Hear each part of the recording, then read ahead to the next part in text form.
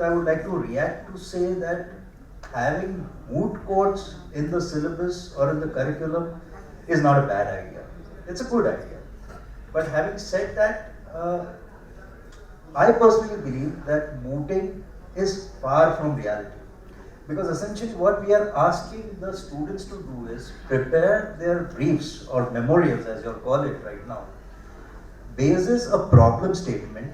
So essentially the student doesn't have a feel of the client. The client will talk very differently as against looking at a paper and preparing for a mooting thing. So that's absent. So it is far from reality. And as Mr. Lakey said, there is no human touch. The kid would want to prepare, but the way he would prepare for and against in a particular brief, he would lose the sense of reality. Having said that, the problem statement is prepared in a manner which essentially is result oriented.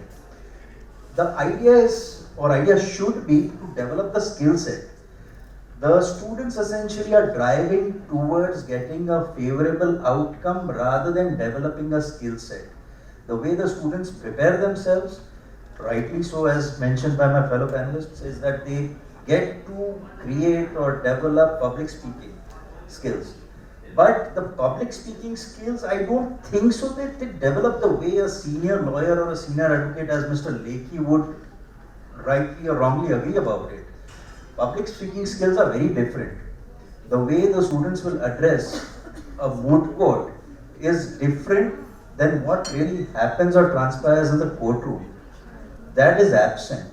And that essentially results into a lot of overconfidence. Like we as partners of law firms, when we identify a talent basis a CV which talks about achieving a particular award or winning a particular moot court, that kid, when we ask him that what did you do about this, then he is bang on the fact pattern and the relevant case law, all the relevant law point. But you quiz him about a peripheral answer or question around that particular moot problem, he is lost. And that's a fact. Having said that, there is absence of reality. That's first. Second, as a lawyer, as Mr. Lakey also mentioned, the guy needs to understand commerce as well. So when a student is preparing moot court for the purpose of achieving result, he is not developing the concept of commerce. I am not against mooting at all. All that I am trying to put across to this forum is that do we need to go back, reimagine, reinvent the way mooting is happening today? The straitjacket formula of 2 orals, 1 researcher, 20-page memorial.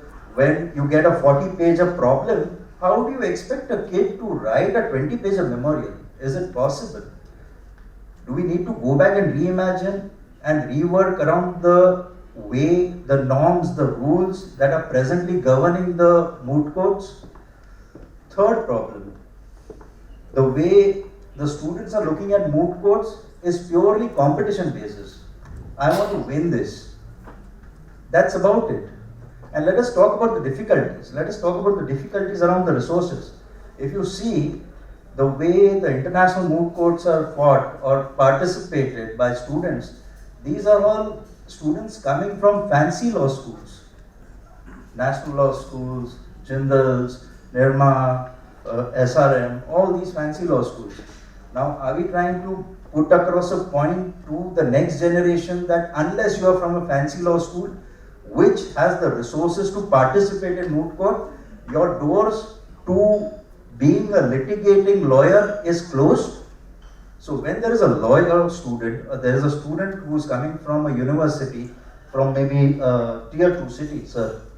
In a tier 2 city, he might not be having that kind of fluency in English, but at the same time, he has the skill set. How do we help him develop that skill set? Because being from a second tier city law school, he would not have the resources to prep or participate. Forget international competitions, even local competitions. Do we need to think about it?